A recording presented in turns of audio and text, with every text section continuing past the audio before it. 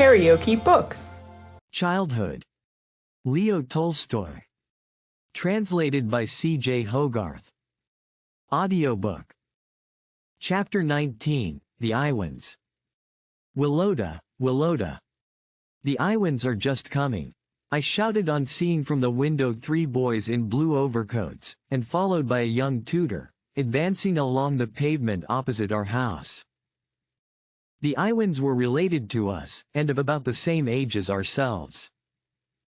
We had made their acquaintance soon after our arrival in Moscow. The second brother, Seryosha, had dark curly hair, a turned-up, strongly pronounced nose, very bright red lips, which, never being quite shut, showed a row of white teeth, beautiful dark blue eyes, and an uncommonly bold expression of face. He never smiled but was either wholly serious or laughing a clear, merry, agreeable laugh. His striking good looks had captivated me from the first, and I felt an irresistible attraction towards him. Only to see him filled me with pleasure, and at one time my whole mental faculties used to be concentrated in the wish that I might do so. If 3 or 4 days passed without my seeing him, I felt listless and ready to cry. Awake or asleep, I was forever dreaming of him. On going to bed I used to see him in my dreams, and when I had shut my eyes and called up a picture of him I hugged the vision as my choicest delight. So much store did I set upon this feeling for my friend that I never mentioned it to anyone. Nevertheless, it must have annoyed him to see my admiring eyes constantly fixed upon him, or else he must have felt no reciprocal attraction, for he always preferred to play and talk with Willota. Still, even with that I felt satisfied, and wished and asked for nothing better than to be ready at any time to make any sacrifice for him. Likewise, over and above the strange fascination which he exercised upon me, I always felt another sensation, namely, a dread of making him angry, of offending him, of displeasing him.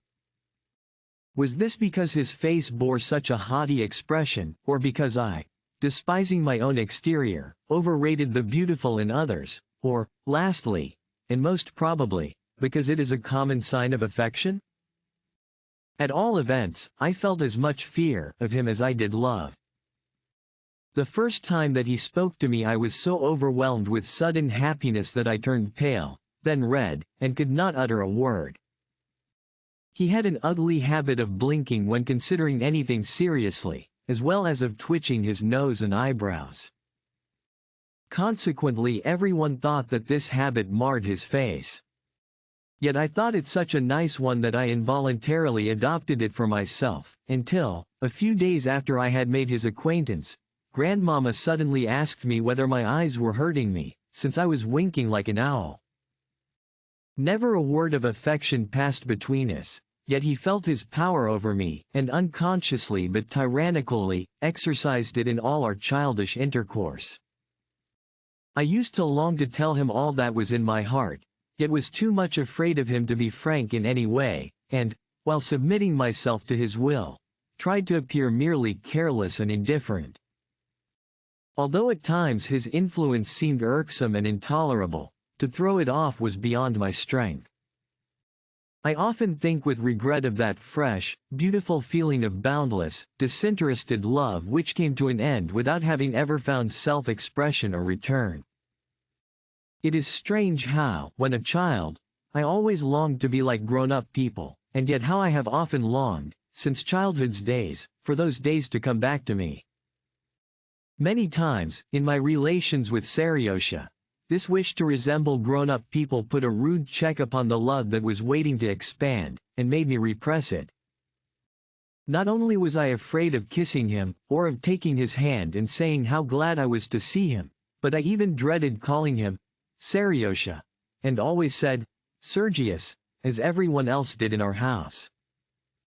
Any expression of affection would have seemed like evidence of childishness, and anyone who indulged in it, a baby. Not having yet passed through those bitter experiences which enforce upon older years circumspection and coldness, I deprived myself of the pure delight of a fresh, childish instinct for the absurd purpose of trying to resemble grown-up people. I met the Iwans in the anteroom, welcomed them, and then ran to tell Grandmama of their arrival with an expression as happy as though she were certain to be equally delighted. Then, never taking my eyes off Seriosha, I conducted the visitors to the drawing room, and eagerly followed every movement of my favorite. When Grandmama spoke to and fixed her penetrating glance upon him, I experienced that mingled sensation of pride and solicitude which an artist might feel when waiting for revered lips to pronounce a judgment upon his work. With Grandmama's permission, the Iwan's young tutor, Herr Frost, accompanied us into the little back garden, where he seated himself upon a bench, arranged his legs in a tasteful attitude, rested his brass-knobbed cane between them, lighted a cigar, and assumed the air of a man well pleased with himself. He was a German, but of a very different sort to our good Karl Ivanitch. In the first place, he spoke both Russian and French correctly, though with a hard accent indeed. He enjoyed, especially among the ladies, the reputation of being a very accomplished fellow. In the second place, he wore a reddish mustache, a large gold pin set with a ruby, a black satin tie, and a very fashionable suit. Lastly, he was young, with a handsome, self-satisfied face and fine muscular legs. It was clear that he set the greatest store upon the latter, and thought them beyond compare, especially as regards the favor of the ladies. Consequently, whether sitting or standing, he always tried to exhibit them in the most favorable light. In short, he was a type of the young German Russian whose main desire is to be thought perfectly gallant and gentlemanly. In the little garden merriment reigned. In fact, the game of robbers never went better. Yet an incident occurred which came near to spoiling it. Seriosha was the robber, and in pouncing upon some travelers he fell down and knocked his leg so badly against a tree that I thought the leg must be broken. Consequently, though I was the gendarme and therefore bound to apprehend him, I only asked him anxiously, when I reached him, if he had hurt himself very much. Nevertheless, this threw him into a passion, and made him exclaim with fists clenched and in a voice which showed by its faltering what pain he was enduring, "Why, whatever is the matter? Is this playing the game properly? You ought to arrest me. Why on earth don't you do so?" This he repeated several times, and then, seeing Willota and the elder Iwin, who were taking the part of the travelers, jumping and running about the path, he suddenly threw himself upon them with a shout and loud laughter to effect their capture. I cannot express my wonder and delight at this valiant behavior of my hero. In spite of the severe pain, he had not only refrained from crying, but had repressed the least symptom of suffering and kept his eye fixed upon the game. Shortly after this occurrence another boy, Alinka Grapp, joined our party. We went upstairs, and Seriosha gave me an opportunity of still further appreciating and taking delight in his manly bravery and fortitude. This was how it was. Alinka was the son of a poor foreigner who had been under certain obligations to my grandpapa, and now thought it incumbent upon him to send his son to us as frequently as possible. Yet if he thought that the acquaintance would procure his son any advancement or pleasure, he was entirely mistaken, for not only were we anything but friendly to Alinka, but it was seldom that we noticed him at all except to laugh at him.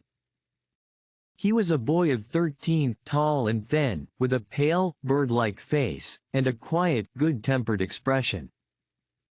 Though poorly dressed, he always had his head so thickly pomaded that we used to declare that on warm days it melted and ran down his neck.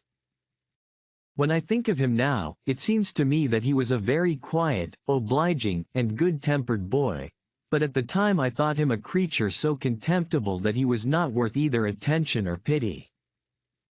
Upstairs we set ourselves to astonish each other with gymnastic tours de force. Alinka watched us with a faint smile of admiration, but refused an invitation to attempt a similar feat, saying that he had no strength. Seriosha was extremely captivating.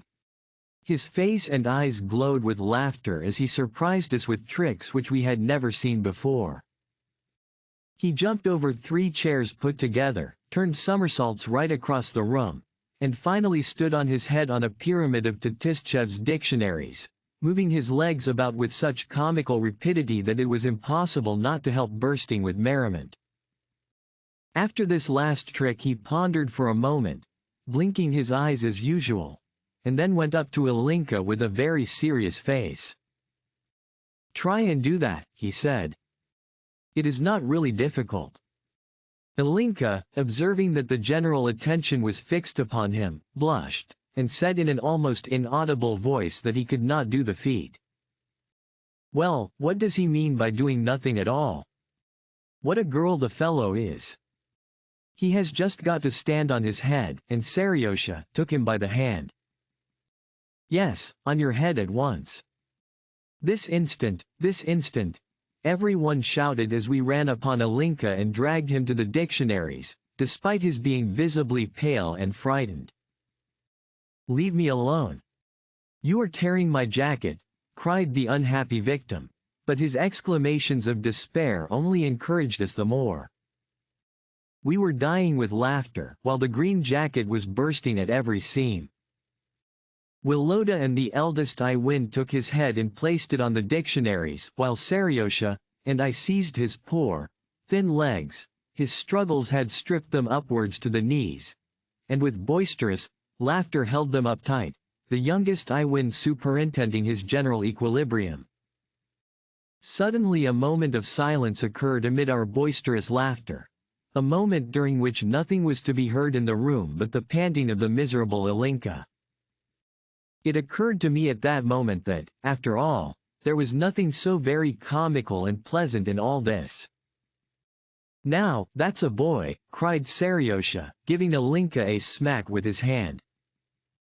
Ilinka said nothing, but made such desperate movements with his legs to free himself that his foot suddenly kicked Seriosha in the eye, with the result that, letting go of Ilinka's leg and covering the wounded member with one hand, Seriosha hit out at him with all his might with the other one. Of course Ilinka's legs slipped down as, sinking exhausted to the floor and half suffocated with tears, he stammered out, "Why should you bully me so?" The poor fellow's miserable figure, with its streaming tears, ruffled hair, and crumpled trousers revealing dirty boots, touched us a little, and we stood silent and trying to smile. Seriosha was the first to recover himself. "What a girl! What a gaby!" he said, giving Ilinka a slight kick. "He can't take things in fun a bit." "Well, get up, then. You are an utter beast." "That's what you are," said Ilinka, turning miserably away and sobbing. "Oh, oh. Would it still kick and show temper, then?" cried Seriosha, seizing a dictionary and throwing it at the unfortunate boy's head. Apparently it never occurred to Ilinka to take refuge from the missile, he merely guarded his head with his hands. "Well, that's enough now," added Seriosha with a forced laugh. "You deserve to be hurt if you can't take things in fun. Now let's go downstairs." I could not help looking with some compassion at the miserable creature on the floor as, his face buried in the dictionary, he lay there sobbing almost as though he were in a fit. "Oh, Sergius," I said. "Why have you done this?" "Well, you did it too. Besides, I did not cry this afternoon when I knocked my leg and nearly broke it." True enough, I thought. Ilinka is a poor whining sort of a chap, while Seriosha is a boy, a real boy. It never occurred to my mind that possibly poor Ilinka was suffering far less from bodily pain than from the thought that 5 companions for whom he may have felt a genuine liking had, for no reason at all, combined to hurt and humiliate him. I cannot explain my cruelty on this occasion. Why did I not step forward to comfort and protect him? Where was the pitifulness which often made me burst into tears at the sight of a young bird fallen from its nest, or of a puppy being thrown over a wall, or of a chicken being killed by the cook for soup? Can it be that the better instinct in me was overshadowed by my affection for Seriosha and the desire to shine before so brave a boy? If so, how contemptible were both the affection and the desire. They alone form dark spots on the pages of my youthful recollections. If you liked what you heard, please subscribe to the channel.